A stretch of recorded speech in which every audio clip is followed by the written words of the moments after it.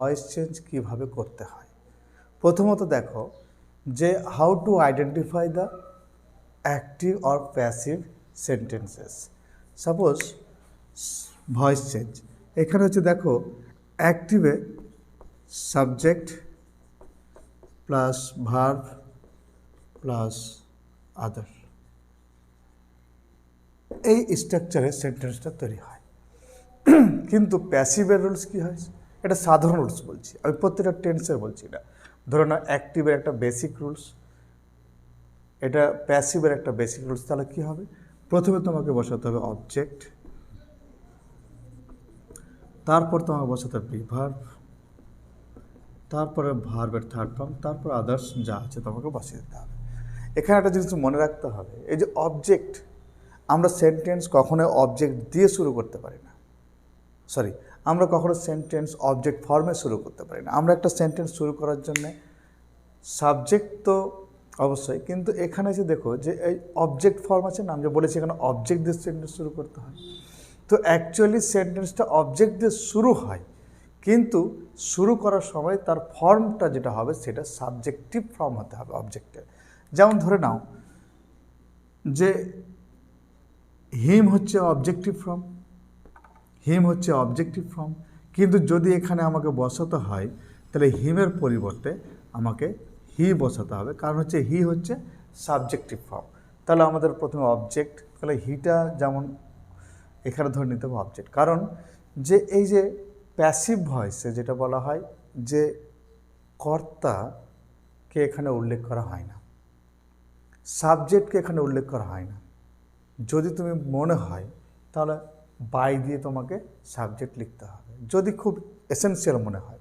তুমি চাইছো সাবজেক্টটাকে প্যাসিভে রাখতে, সেন্টেন্সটাকে তুমি প্যাসিভে রাখতে চাইছো, আবার সাবজেক্টে উল্লেখ করতে চাইছো, তাহলে তোমাকে এই স্ট্রাকচারে লিখতে হবে, কিন্তু সাবজেক্টটাকে কী করতে হবে, বাই দিয়ে শেষে লিখতে হবে। বাই কখনো টু, কখনো অ্যাট, কখনো উইথ, এভাবে দিয়ে আমাদের শুরু হয়ে থাকে। তাহলে এবার আইডেন্টিফিকেশন আমরা কি করে বুঝবো যে কোনটা অ্যাক্টিভ না প্যাসিভ। এখানে একটা জিনিস দেখো যে সাবজেক্টের পর আমরা ভার্ব বসিয়েছি, কিন্তু এখানে বি ভার্ব বসিয়েছি, তারপরে ভার্ব। তাহলে একটা সেন্টেন্সের মধ্যে যদি দেখে নাও যে বি ভার্ব আর ভার্বের থার্ড ফর্ম আছে, তাহলে সেটা প্যাসিভ, সেটা কোনো মতেই অ্যাক্টিভ হবে না। যদি ভার্বের থার্ড ফর্ম হয়, এই জায়গায় যদি বি ভার্বের পরে যদি অবজেক্ট থাকে, বি ভার্বের যদি অ্যাডজেক্টিভ থাকে, বি ভার্বের পরে যদি অন্য কোনো ফর্ম থাকে, তাহলে সেটা কিন্তু আবার প্যাসিভ নয়। কী হতে হবে, বি ভার্ব হতে হবে, আর বি ভার্বের পরে ভার্বের পার্টিকুলার থার্ড ফর্ম হতে হবে, আর তাহলে এটা ধরে নিতে হবে সাবজেক্ট। তাহলে একটা জিনিস দেখো, হি ডিড দ্য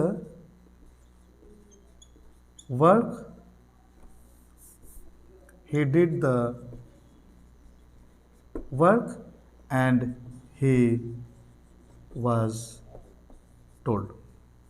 এখানে দেখো যেমন হচ্ছে হি ডিড দ্য ওয়ার্ক, সে কাজটা করেছিল, হি ওয়াজ টোল্ড, তাকে বলা হয়েছিল। তাহলে দেখো এখানে এই যে বাক্যটা আছে, এখানে হিটা নিজে কাজটা করেছিল, কিন্তু এখানে দেখো হি ওয়াজ টোল্ড মানে তাকে বলা হয়েছিল অন্যের দ্বারা। তাহলে কে বলেছিল সেখানে আমরা গুরুত্ব দিইনি, আমরা গুরুত্ব দিয়েছি কি যে তাকে বলা হয়েছিল। তো এইভাবে আমরা যখন আমরা ইংলিশে কথা বলতে চাই, যদি বলতে চাও, কিংবা তুমি যদি মনে করো যে কিছু লিখতে চাও, যেমন রিপোর্ট রাইটিং, এখানে ম্যাক্সিমাম প্যাসিভের ইউজ করা থাকে। প্রসেস রাইটিং, এখানে ম্যাক্সিমাম প্যাসিভের ইউজ করা থাকে। তাহলে আমাদের প্রসেস রাইটিং, রিপোর্ট রাইটিং, কিংবা একটা স্টোরি রাইটিং, কিংবা যে কোনো একটা জিনিস রাইটিং আমরা যদি লিখতে চাই, তাহলে অ্যাক্টিভ এবং প্যাসিভ দুটোরই গুরুত্ব কিন্তু সমান। তো দুটোই গুরুত্বকে আমাদেরকে করতে হবে। এখানে দেখো আমরা তো বুঝে গেলাম যে কিভাবে তাহলে আইডেন্টিফাই করব। তাহলে আমরা দেখব যে যদি কোনো সেন্টেন্সে যে সাবজেক্ট হোক বা অবজেক্ট হোক, সাবজেক্টিভ ফর্মের পর যদি বি ভার্ব আর ভার্বের থার্ড ফর্ম থাকে, তাহলে সেটা প্যাসিভে আছে। তার মানে এখানে যে থাকবে সে কিন্তু কাজটা করেনি, অন্যজন কাজটা করেছে, সে অবজেক্টিভ ফর্ম এখানে কর্ম হিসাবে বসেছে। এবার বলা যেতে পারে, অনেকের প্রশ্ন হয়ে যেতে পারে যে বি ভার্ব কাকে বলা হয়। তাহলে একটা দেখো যে বি ভার্ব কাকে বলা হতে পারে। বি হচ্ছে বি নিজে একটা, এই বি থেকে এসেছে কি এসেছে, অ্যাম, ইজ, আর, এটা হচ্ছে প্রেজেন্ট ফর্ম। এখানে দেখো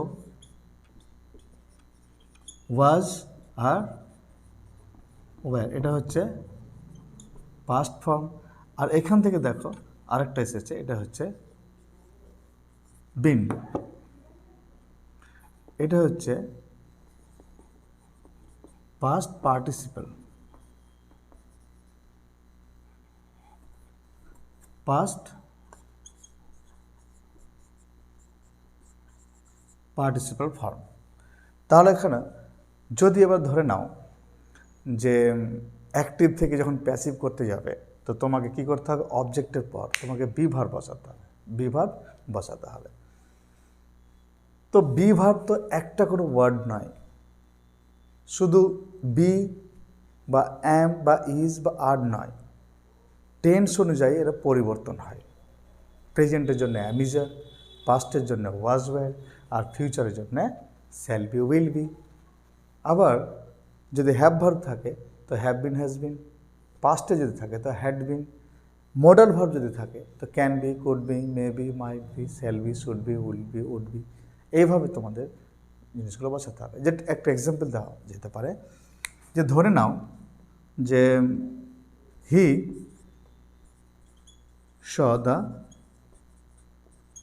ম্যান, তাহলে আমরা একে ভয়েস চেঞ্জ করব কিভাবে, দেখো খুব সহজ পদ্ধতি যদি বলা যায়।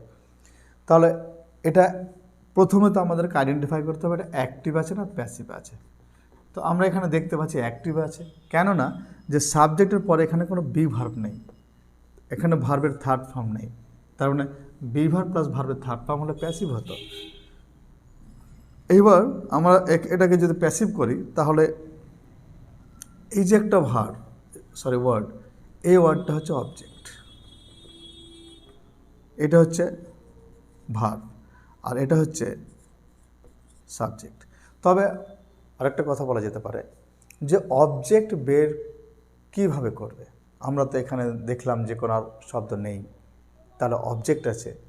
তাহলে অবজেক্টটা বের করার জন্যে আমাদের একটা জিনিস মনে রাখতে হবে, এই যে ভার্বকে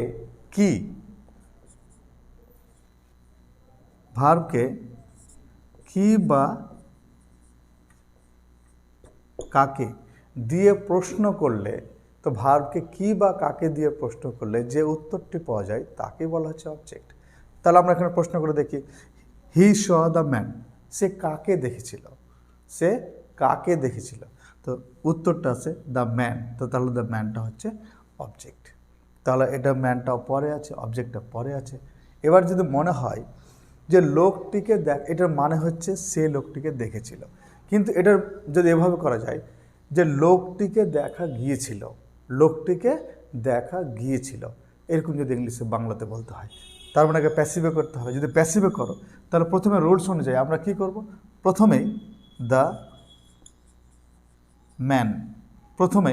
ম্যান নিয়ে আসলাম, অবজেক্ট বসিয়ে দিলাম। এটা অবজেক্টের পরে কি আছে এখানে, বি ভার্ব। তো বি ভার্ব এখানে আমাদের দেখতে হবে, যদি এটা ভার্ব ওয়ান হয় তাহলে অ্যামিজার, যদি ভার্ব টু হয় তাহলে ওয়াজ ওয়্যার, যদি এখানে হ্যাভ হ্যাজ হ্যাড যদি থাকে, হ্যাভ হ্যাজ হ্যাড, তাহলে have been, has been, had been. যদি তোমার মডেল ভার্ব থাকে can, could, may, might, shall, should, will, would, এগুলো যদি থাকে তাহলে সাবজেক্ট অনুযায়ী মডেল ভার্ব বসিয়ে তারপরে বি বসাতে হবে। যদি ক্যান থাকতো তাহলে ক্যান বি, যদি শুড থাকতো তো শুড বি, যদি উইল থাকতো তো উড বি।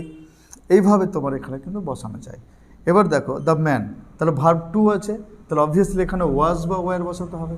তো দ্য ম্যান কটা মানুষ আছে, একটাই, এক বচন আছে, সিঙ্গুলার ফর্ম আছে, সিঙ্গুলার ফর্ম হলে ওয়াজ হয়, প্লুরাল ফর্ম হলে ওয়্যার হয়। তাহলে এখানে দেখো দ্য ম্যান ওয়াজ। এবার ভার্বের কোন ফর্ম বসা হয়েছে, এখানে থার্ড ফর্ম বলা হয়েছে। দেখো যে অবজেক্টের পরে ভার্বের থার্ড, তো সি এর থার্ড ফর্ম হচ্ছে সিড, তাহলে সি এর থার্ড ফর্ম হচ্ছে সিড। যে সমস্ত ছাত্রছাত্রীদের ভার্বের তিনটা ফর্মের মুখস্থ নেই বা জানা নেই তাদেরকে অবশ্যই বলবো, সাজেস্ট করব যে বিভিন্ন গ্রামার বইয়ে তোমরা দেখবে যে ভার্বের 3টে ফর্ম লেখা আছে, present, past and past participle. খুব গুরুত্বপূর্ণ। বর্তমানে যদি কিছু বলতে যাও তো ভার্ব ওয়ান বা প্রেজেন্ট ফর্ম ইউজ করতে হবে। অতীত নিয়ে যদি কিছু বলতে চাও তাহলে সেকেন্ড ফর্ম মানে ভার্ব টু নিয়ে বলতে হবে, ইউজ করতে হবে। আর পারফেক্ট পার্টিসিপেল যেটা বলা হয়, যেটা হ্যাভ ভার্বে ইউজ করা হয় কিংবা তোমার প্যাসিভে ইউজ করা হয়, কখন অ্যাডজেক্টিভ তৈরি করার জন্য ইউজ করা হয়, ওর অনেকগুলো ব্যবহার আছে, আমরা ধীরে ধীরে আমরা শিখব। তো আপাতত আমরা এখানে জানি যে ভয়েস চেঞ্জ কিভাবে করতে হয়। এটা জাস্ট একটা এক্সাম্পল দিলাম। এবার দেখো voice change according to the tense হয়। প্রেজেন্ট ইনডিফিনিটের জন্য আলাদা রুলস, প্রেজেন্ট কন্টিনিউয়াসের জন্য আলাদা রুলস, প্রেজেন্ট পারফেক্টের জন্য আলাদা রুলস। তো একটা ভিডিওতে সমস্ত কিছু দেওয়া সম্ভব হবে না। তো আমরা পার্ট 1, পার্ট 2, পার্ট 3 করে আমরা ভয়েস চেঞ্জের যতগুলো নিয়ম আছে সবগুলো আমরা একটা একটা করে ভিডিও দেব। তোমরা ফলো করতে থাকো আমার চ্যানেলটা, দেখবে যে তুমি ভয়েস চেঞ্জটা খুব ভালোভাবে শিখে গেছো। আমরা এটাও বুঝাবো যে ভয়েস চেঞ্জটা শিখে আমাদের কি গুরুত্ব। ভয়েস চেঞ্জ শুধু চেঞ্জ করতে শিখলে হবে না। ভয়েস চেঞ্জ করতে শিখে শুধু হবে না, এটার মিনিংটাকে আমাকে গুরুত্ব দিতে হবে। ধরে নাও তাকে বলা হয়েছিল, অন্যজন বলেছিল, তাহলে তাকে এটা সাবজেক্ট না অবজেক্ট? এটা হচ্ছে অবজেক্ট। তাহলে অবজেক্ট যখন আছে তাহলে সেটা আমার প্যাসিভ ফর্ম আছে, বুঝে নিতে হবে। আবার যদি বলা হয় সে বলেছিল, তাহলে সে নিজে বলেছিল, তো সে সাবজেক্ট। তাহলে সে যদি সাবজেক্ট হয় তাহলে অ্যাক্টিভে তোমাকে করতে হবে। যদি বলা হয় লোকটিকে শাস্তি দেওয়া হয়েছিল, ছেলেটিকে ছেড়ে দেওয়া হয়েছিল, লোকটিকে ছেড়ে দেওয়া হয়েছিল, অঙ্কটি করা হয়েছিল, একটা ছবি আঁকা হয়েছিল, একটা দরখাস্ত লেখা হয়েছিল, একটা দরখাস্ত লেখা হচ্ছে, এই যে প্যাসিভ ফর্মগুলো, এগুলো আমাদের প্রত্যেকটা টেন্স হিসাবে দেখতে হবে এবং বুঝতে হবে। তো ভয়েস চেঞ্জের একটা হিউজ পার্ট আছে, just we have to learn them. আমরা বিভিন্ন সময় বিভিন্ন ভিডিওতে আমরা খুব সুন্দর করে দেবো। তো আমাদের প্রত্যেকটা ভিডিও অবশ্যই দেখবে, আমাদের ভয়েস চেঞ্জের প্রত্যেকটা বিষয় আমরা করে দেব। তোমাদের প্রশ্ন করার সুযোগও দেবো না আমি, কেন যে আমাদের যেভাবে করতে হয়, প্রত্যেকটা জিনিসের যেভাবে প্রশ্ন তোমাদের কাছ থেকে আসতে পারে, সম্ভাব্য প্রশ্নগুলোর উত্তরও আমি এখানে তোমাদের বানিয়ে দেবো। তোমাদের যেমন প্রশ্ন হতে পারে যে অবজেক্ট, বি ভার্ব, ভার্ব 3, কিন্তু আমি দেখো তোমাদের প্রশ্ন করার আগেই আমি বলে দিলাম বি ভার্ব কাকে বলা হয়, বি ভার্বটা আমি বলে দিলাম। এবার এখানে বি ভার্বের অনুযায়ী মডেল ভার্ব, হ্যাভ ভার্ব যদি থাকে তাহলে তার বি ভার্ব কী হবে সেটাও বলে দেওয়া হলো। তোমরা করবে কি, এই ভিডিও দেখার সময় খাতা নিয়ে বসবে, ওখানে যেগুলো ইম্পর্টেন্ট হবে সেগুলো তুমি লিখে নেবে, সবচেয়ে তোমার ভালো উপকার হবে। তারপরে দেখো দ্য ম্যান ওয়াজ সিন, কার দ্বারা? By him. আমরা এটা সাবজেক্টটা অপরিহার্য নয়, এখানে সাবজেক্টটা অপরিহার্য নয়। কী কারণে? যে যদি সাবজেক্টটা অপরিহার্য হতো তো আমি বলতাম যে হি স দ্য ম্যান, সে লোকটিকে দেখেছিল, সাবজেক্টকে যদি গুরুত্ব দেওয়া হয়। কিন্তু তুমি যদি মনে করো যে সাবজেক্টটা এখানে ফ্যাক্টর নয়, এই লোকটিকে দেখা গিয়েছিল, এটাই হচ্ছে সবচেয়ে গুরুত্বপূর্ণ, তাহলে আমাকে প্যাসিভে করতে হবে দ্য ম্যান ওয়াজ সিন। তো দ্য ম্যান ওয়াজ সিন বললে যথেষ্ট। কিন্তু আবার কোনো একটা সেন্টেন্সে প্যাসিভ আছে যেখানে সাবজেক্ট নেই, তাহলে তোমাকে অ্যাক্টিভে যদি করা হয় তাহলে তোমাকে আবার সাবজেক্টের গুরুত্ব নিয়ে আসতে হবে। তখন আমরা সাবজেক্ট হিসাবে কখনো সামন, কখনো ওয়ান, কখনো কাজের অনুযায়ী আমরা সাবজেক্টকে বানিয়ে নিতে পারি। যেমন লোকটিকে অ্যারেস্ট করা হয়েছিল, দ্য ম্যান ওয়াজ অ্যারেস্টেড, তো এখানে সাবজেক্ট নেই। তো সাধারণত অ্যারেস্ট কে করে? অ্যারেস্ট পুলিশ করে থাকে।